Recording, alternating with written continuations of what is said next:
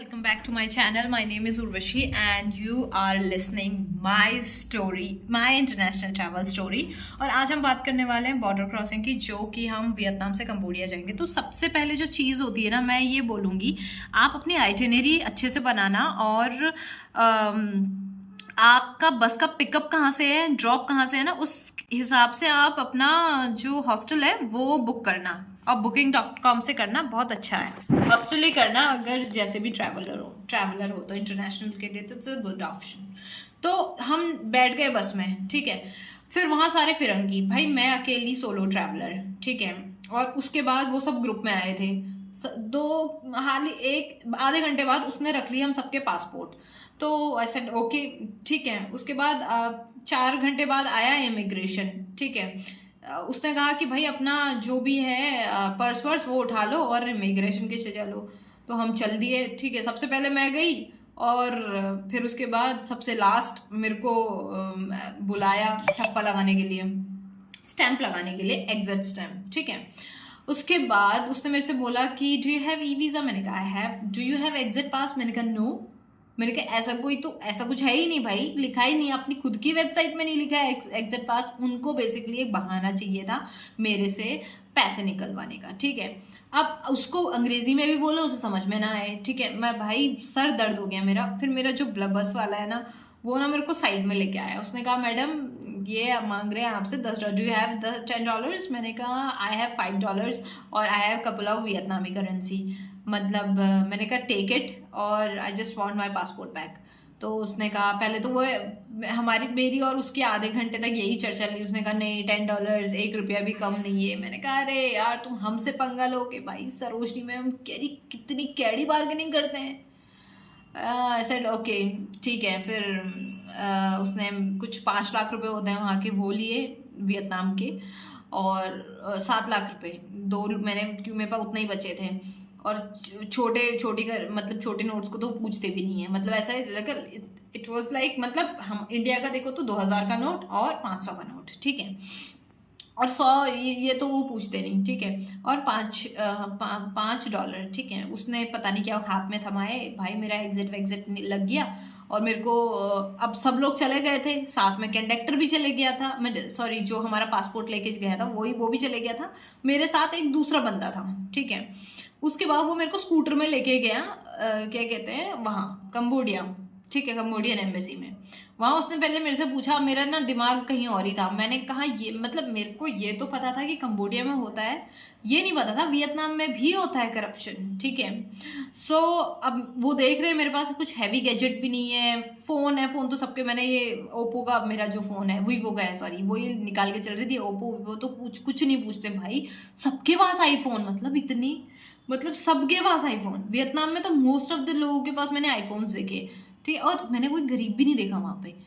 सो अच्छा, back to the point. फिर वो मेरे को स्कूटर में बैठा के एम्बेसी लेके आया कंबोडियन की। उसके बाद उसने मेरे से पूछा कि क्या तुम्हारे पास रिटर्न टिकट है, ये वो। तो मेरा ध्यान ना उसकी बातों में था नहीं, तो मैंने हाँ नहीं हाँ जो भी मेरा मर्जी है। तो उसने एक पॉइंट मैंने बोला था, उसने मेरे से पूछा था do you have return ticket. तो मैंने कहा आई सेड नो। तो उसने वो उसको बता दिया अपनी लैंग्वेज में, ठीक है। फिर उसने मेरे को थोड़ा देर बैठा के रखा। मैं सोच रही थी पता नहीं क्या होगा, क्योंकि मेरा जो पासपोर्ट था वो दूसरे लड़के के पास था, ठीक है। उसके बाद उसने क्या किया, उसने पकड़ रखा था वो पासपोर्ट। उसके बाद उसने मेरे को पासपोर्ट दे दिया और उसने बोला कि आप यहीं पे वेट करो। तो और जितने सबके पासपोर्ट थे ना, वो दूसरे आदमी के पास थे जिसने हमारा बस में पासपोर्ट ले लिया था। उसके बाद और मेरा पासपोर्ट मेरे हाथ में है। मैंने कहा ये लग भी पाएगा, नहीं लग पाएगा। फिर उसके बाद फिर मेरे को उसने ऑफिस में बुलाया था। आप सोचो, अब 4-5 लोग हैं आपके सामने, मतलब पुलिस वाले, कंबोडियन पुलिस वाले, और सेम एज वियतनामी पुलिस वाले भी थे। वो अलग अलग जगह पे बैठे हैं, लेकिन आप घिरे हुए एक ही अकेली लड़की। और इवन वहाँ पे मैं कंबोडिया में देख रही थी 4-5 इंडियन को भी बैठा रखा था, वो भी सारे लड़के ही थे। तो और मैं चाह रही थी उनसे बात करना। मैंने कहा पहले अपना उल्लू सीधा कर लूँ, उसके बाद किसी से बात करूँ। फिर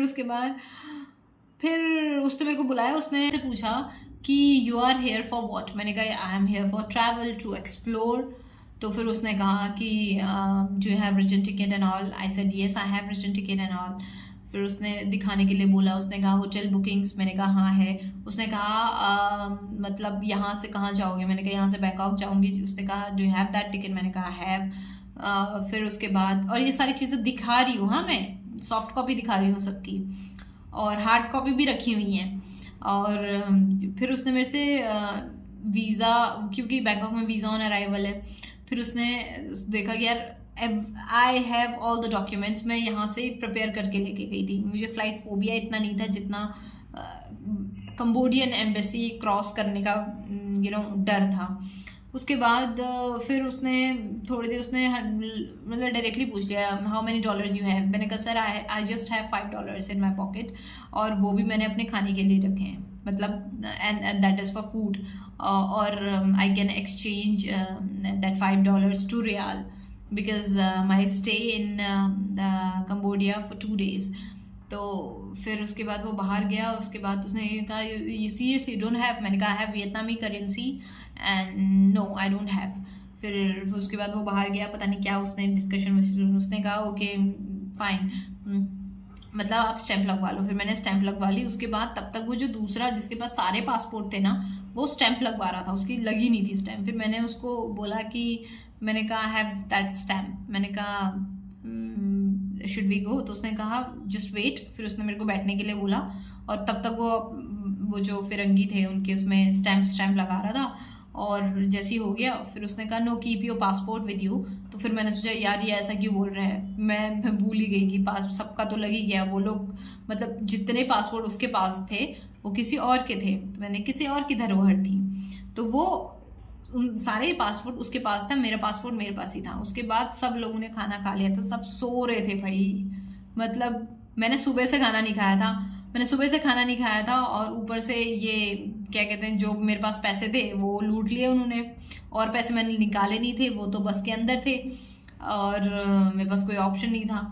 तो उसके बाद फिर पूछा उसने मेरे को, वहाँ पे खाने का कोई फ़ायदा भी नहीं था, क्योंकि हर चीज़ में मतलब चिप्स में भी आपको वेजिटेरियन का ऑप्शन ही नहीं मिलता। आलू वाले चिप्स देते हैं, इतने गंदे आलू वाले चिप्स होते हैं ना, वो मैं क्या ही बताऊँ। हमारे वहाँ 3rd क्लास कंपनी भी ऐसे चिप्स ना बनाए।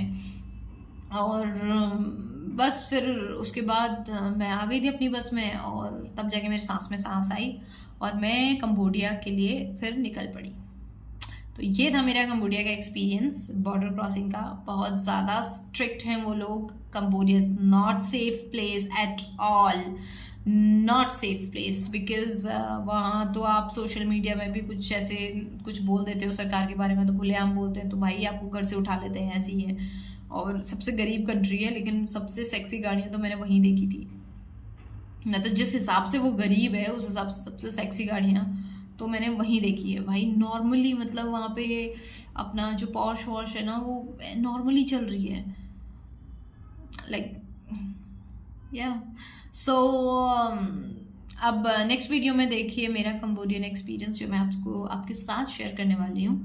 And till then take care and bye bye.